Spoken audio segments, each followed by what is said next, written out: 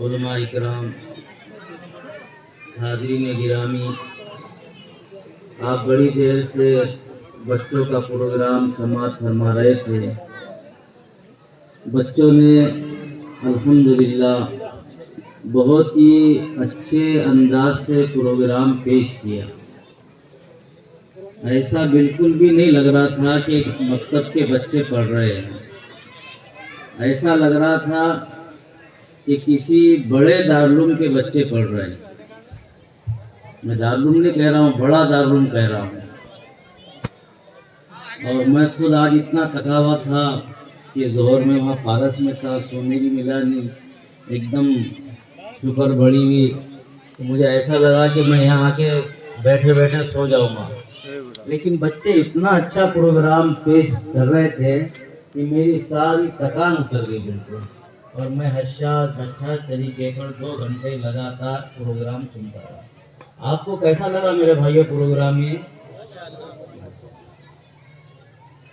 میرے کو ایک بات یاد آئی ہے، حضرت مولانا علی میاں صاحب رحمۃ اللہ علیہ نے فرمایا کہ تبع تابعین کے بعد جتنے مفکر اسلام گزرے ہیں، جنہوں نے بڑے کارنامے انجام دیے ہیں اسلام کے بارے میں، تو تبع تابعین کے دور کے بعد سے 5 لوگوں کی فہرست بنائی جائے، 5 لوگوں کی لسٹ بنائی جائے جو مفکر اسلام ہو، اور اس میں شاہ ولی اللہ محدث دہلوی کا نام نہ ہو تو وہ لسٹ ادھوری ہوگی۔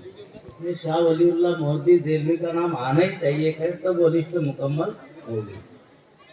الحمدللہ اللہ کے فضل سے، اس کے کرم سے مکاتب میں چلنا پھرنا ہوتا ہے۔ ہمارے پاس موٹا موٹا سروے ہے کہ اپنے برار کے اندر تقریباً 2500 مکاتب چل رہے ہیں۔ تو میں بالکل بہت ہی اعتماد کے ساتھ میں یہ بات کہہ رہا ہوں کہ پورے برار میں سے 25 مکاتب کی فہرست بنائی جائے۔ کتنے؟ 2500 میں سے کتنی؟ 25 مکاتب کی فہرست بنائی جائے، اور اس 25 کے اندر اگر یہ بارہ کھولی کے مکتب کا نام نہ ہو، مولانا صفوان کے مکتب کا نام نہ ہو، تو میں اس لسٹ کو ادھوری سمجھوں۔ میرے بھائیو دوستو، بات اس لیے کی جاتی ہے کہ کام ہونا چاہیے۔ جہاں کام ہو رہا ہو تو وہاں بات کرنے کی کیا ضرورت؟ میں اس محلے والوں سے بہت ہی خصوصیت کے ساتھ یہ بات کہوں گا کہ بھائیوں، کام کرنے والا آدمی بڑے مشکلوں سے کام کرنے والے آدمی کی بہت قدر کرنی چاہیے۔ کام کرنے والا آدمی اللہ کی بہت بڑی نعمت ہوتا ہے۔ میں آپ سے گزارش کروں گا، درخواست کروں گا، بلکہ ہاتھ جوڑ کے درخواست کروں گا کہ یہ جو آپ کو ہمارے عزیز مولانا صفوان صاحب زیدہ مجدہم ملے ہیں، ان کی قدر کرو، اور یہ جو کام کر رہے ہیں ان کا ساتھ دو۔ یہ وہ کام کر رہے ہیں میرے بھائیوں جو بڑے بڑے دارالعلوم میں ہوتا ہے، جہاں بچوں کے کھانے کا، پینے کا، رہنے کا، سہنے کا، کپڑے کا، لتے کا سارے خرچے برداشت کرنے پڑتے ہیں، وہاں یہ کام ہوتا ہے۔ لیکن الحمدللہ یہاں پر گھر کے روٹی پر یہ کام ہو رہا ہے۔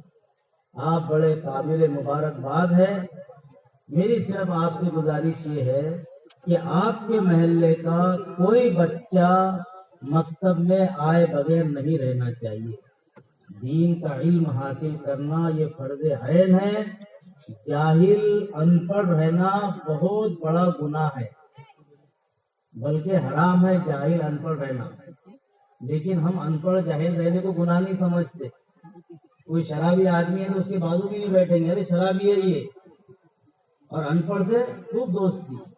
جیسے شراب پینا گناہ ہے، قرآن حدیث کے علم سے جاہل رہنا یہ بھی ویسے ہی گناہ ہے۔ آپ انداز لگائیے کہ علم کا حاصل کرنا کتنا اہم ہے۔ قرآن کریم کی جو سب سے پہلی آیت اللہ پاک نے نازل فرمائی ہے وہ ہے اقرأ بسم ربک الذی خلق۔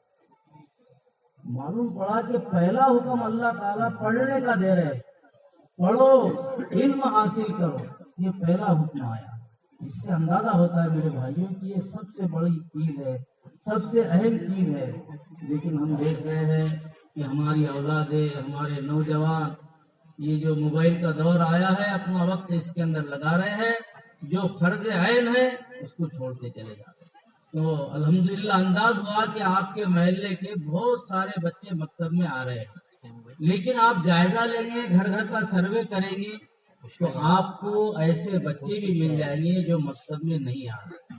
تو یہ محلے والوں سے میری گزارش ہے کہ گھر گھر جا کے سروے کریں گے میرے بھائیوں۔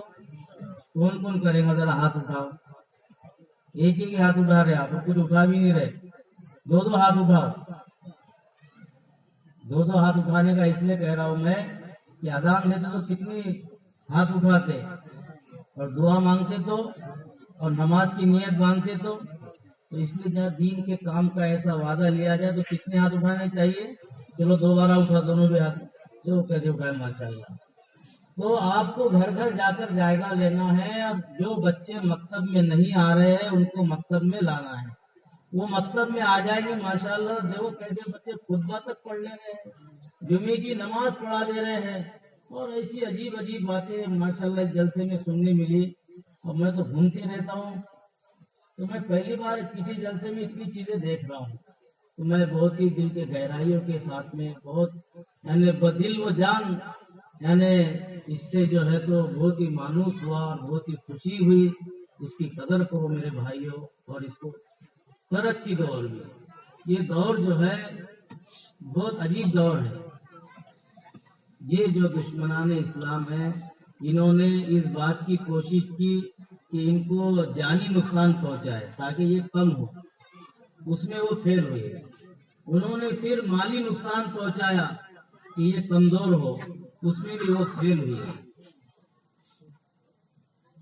جو بہار کا فساد ہوا، ابھی لاشیں پڑی ہوئی، لاشیں بھی نہیں اٹھی، تو مولانا اسد مدنی رحمت اللہ علیہ پہنچ گئے وہاں اور اس لاشیں